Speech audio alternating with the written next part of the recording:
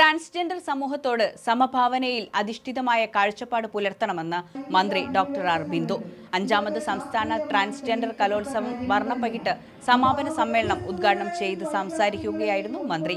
കലോത്സവ വിജയികൾക്കുള്ള സമ്മാന വിതരണവും മന്ത്രി നിർവഹിച്ചു. ചടങ്ങിൽ മേയർ ബീന ഫിലിപ്പ് അധ്യക്ഷത വഹിച്ചു.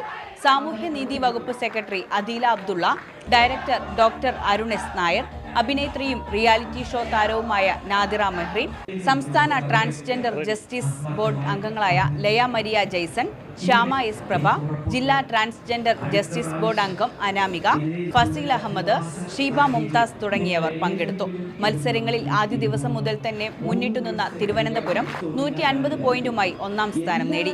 135 പോയിന്റുമായി എറണാകുളം 2ാം സ്ഥാനവും 124 പോയിന്റുമായി മലപ്പുറം ജില്ല 3ാം സ്ഥാനവും കരസ്ഥമാക്കി.